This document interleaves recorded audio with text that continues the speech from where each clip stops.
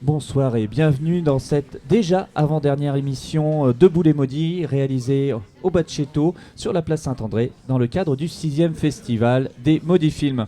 Aujourd'hui, pour m'aider, Caroline, qui est la voix du cinéma sur Radio Campus Grenoble, avec son émission mensuelle Ciné Qua Non et ses chroniques. Alors là, les chroniques toutes les semaines.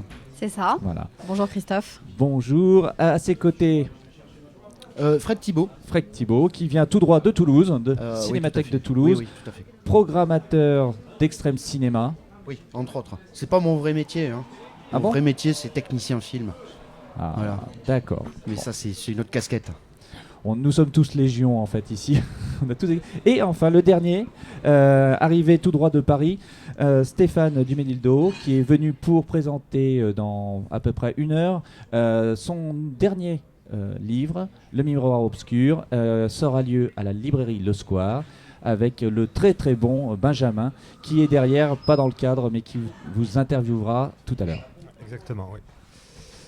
Et bien on commence tout de suite par Caroline. Caroline, toi qui fais des chroniques ciné, qu'est-ce que tu as pu voir pendant le festival ? Alors, pas autant de films que ce que j'aurais aimé malheureusement, mais j'ai quand même vu un film de la compétition qui est le documentaire de Joshua Oppenheimer, The Act of Killing. Un film effectivement choc, assez surprenant dans la forme, puisque c'est du vrai et faux documentaire, une sorte de reconstitution d'un génocide indonésien. Enfin, je ne sais pas s'il faut que je détaille, parce que peut-être que les gens qui nous écoutent l'ont vu aussi, ou peut-être qu'ils ont lu le programme, mais je n'avais rien lu dessus avant. Et donc, je ne savais pas que c'était les vrais gangsters qui avaient effectivement participé au génocide, qui étaient tout fiers de témoigner comme ça et de reconstituer vraiment les meurtres qu'ils avaient commis dans les années 60. Donc, c'est assez effarant. Et effectivement, votre présentation dans le petit livret décrivait bien le film en disant que finalement, c'était encore plus horrible qu'un film d'horreur, quoi. La réalité est souvent plus horrible. Imaginons que les SS aient gagné. C'est à peu près ce qui s'est passé là-bas. Et sur la rétrospective, est-ce que tu vas avoir le temps, sur par la exemple, ce soir, rétrospective, moi j'aurais adoré chose. voir Outrage et je l'ai raté. Par contre, moi c'est plutôt 2 films de la compétition encore qui m'intéressent bien. Je vais aller voir Cross the River tout à l'heure à 18h au club. Et puis j'ai vraiment envie de voir L'étrange couleur des larmes de ton corps qui est donc projeté à 18h au club samedi, je crois, demain. Celui-ci, je suis assez intriguée par la présentation. Je connais pas les films d'Hélène Catté et Bruno Forzani, mais c'est assez alléchant. Nous avions eu la chance de voir Amer en 2010, voilà, je crois, j'ai lu. Ouais. Donc ça, c'était très beau. À tes côtés, nous avons la Cinémathèque de Toulouse qui est venue en force. Oui. Avec 2 représentants. Hélas, je n'ai que 4 micros. Donc, c'est parce qu'on a amené 2 films. Et oui. Alors, il y a 2 représentants. Et ouais, un pour chaque film. Grâce à vous, on va voir demain 2 superbes films pour conclure ce festival avec L'incroyable Alligator. Oui, L'incroyable Alligator de Lewis Teague et le fameux Toxic Avenger de Lloyd Kaufman et Samuel Hertz. Alors, comment est né le partenariat avec le Festival des Maudits Films ? En fait, c'est tout simple. À Toulouse, on s'occupe donc, tu l'as dit tout à l'heure, d'un festival qui s'appelle Extrême Cinéma. Ça fait 15 ans que la petite chose existe.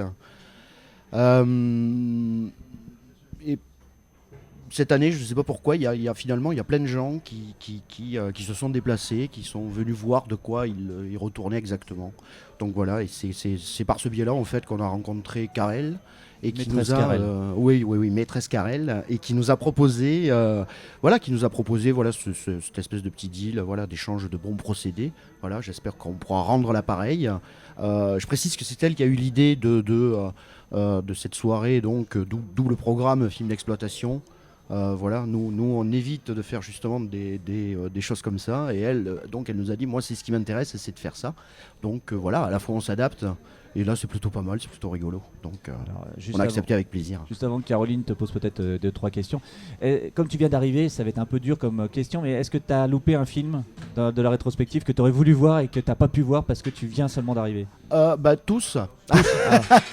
Grosse déception donc. Non, c'est surtout Outrage. Outrage de Uda Lupino. C'est le coup de la salle, j'ai déjà vu le film, je connais. Mais voilà, donc je ne l'ai pas vu dans une salle de cinéma et dans une copie 35 mm. Donc voilà, ça juste fait un pour peu faire râler. mal, c'était magnifique. Bah oui, je me doute que c'était magnifique, mais bon, voilà, le travail primait. Donc si on avait pu être là dès le début, on serait venu. Caroline, est-ce que tu as Voilà. une question? Moi, je connais pas la Cinémathèque de Toulouse, donc je me demandais si c'était un petit peu le même principe qu'à Grenoble. Comment vous fonctionnez en fait? C'est quoi vos c'est tâches? comment on fonctionne. Les cinémathèques en général fonctionnent comme ça. Alors évidemment, il y en a qui sont plus importantes que d'autres. Donc la Cinémathèque de Toulouse est avant tout une association. Cette association a une collection de films et cette collection de films est en lien avec une programmation. Voilà, mais je pense que plus ou moins toutes les cinémathèques fonctionnent un peu sur ce même principe. Donc voilà, après je vais être un peu peut-être un peu pénible, mais la première mission évidemment c'est la conservation. Voilà, c'est d'amasser des films, des copies de films. Voilà, à l'heure actuelle, bien entendu, il y a plusieurs problèmes qui se posent à cause de l'arrivée du numérique, enfin de l'installation du numérique. Donc voilà, notre mission c'est ça, c'est de conserver tout type de film. On ne choisit pas, on n'est pas subjectif dans nos choix, c'est-à-dire qu'on prend tout.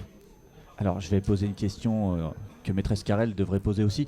Est-ce qu'il y a encore des pépites du style Toxic Avenger dans vos caves pour le de toute 7e façon, festival? Oui, bien sûr, il y en aura toujours parce que tout est une question de cycle. Aujourd'hui, Toxic Avenger a sa petite réputation.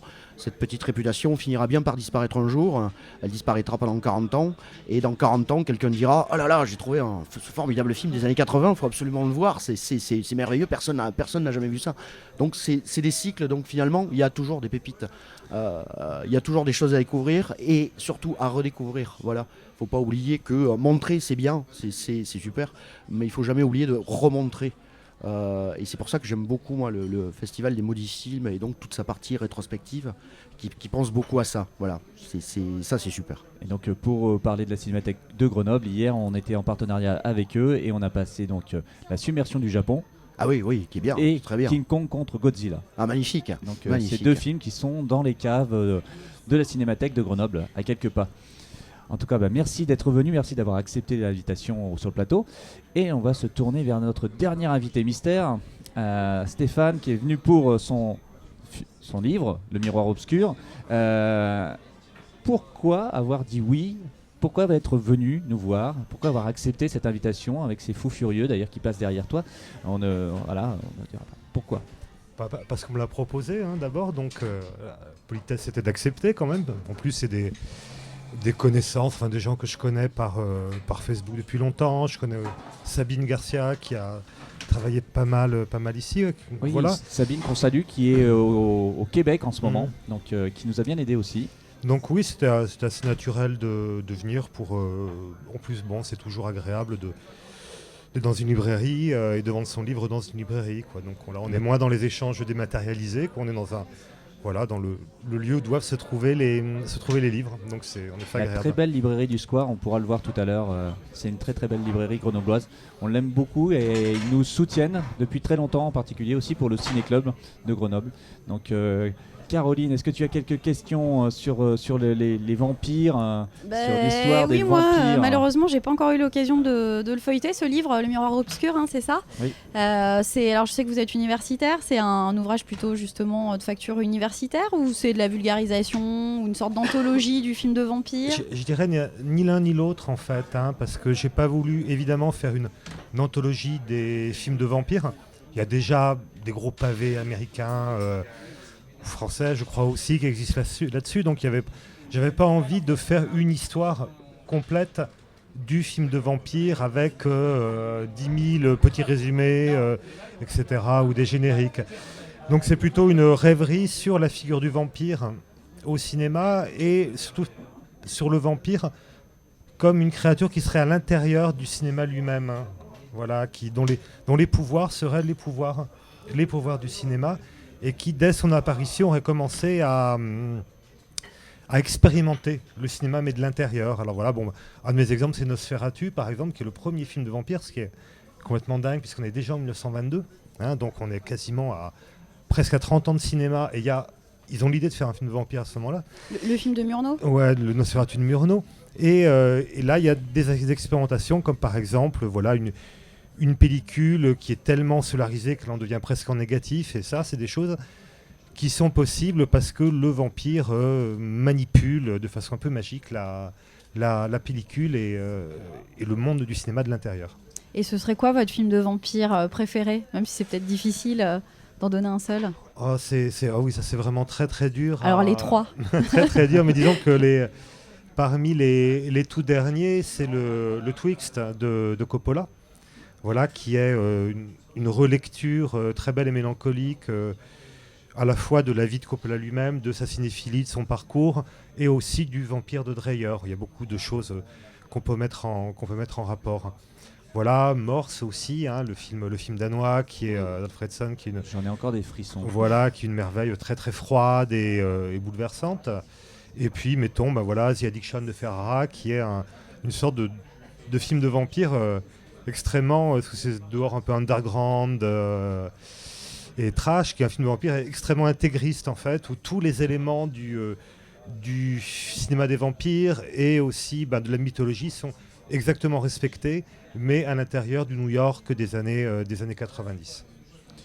Je vais juste pour finir citer la 4e de couverture, car j'aime beaucoup cette première phrase. Parler du cinéma, c'est toujours parler de moi, le vampire. Et je trouve que cette phrase est très très belle et très bien trouvée.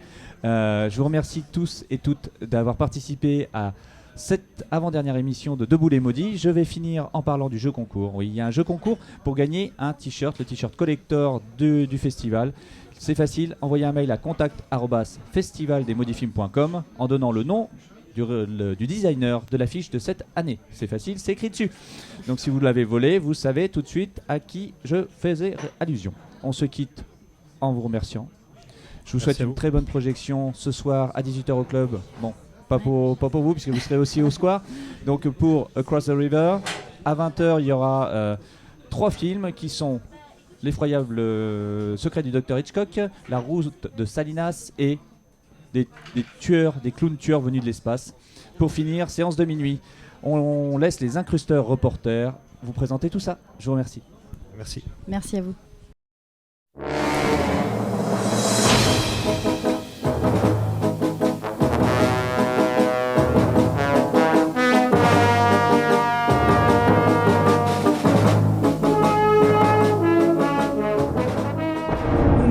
À la source. Oui, nous l'avons retrouvé. Un interview inédit de Juliette Berthaud. Bonjour. Est-ce que je peux vous appeler Juliette? Qu'est-ce que vous pensez des Maudits Films? Coquille. Et sinon, les frères Dardenne?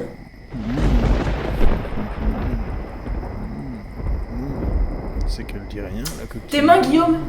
Oh, elle dit rien.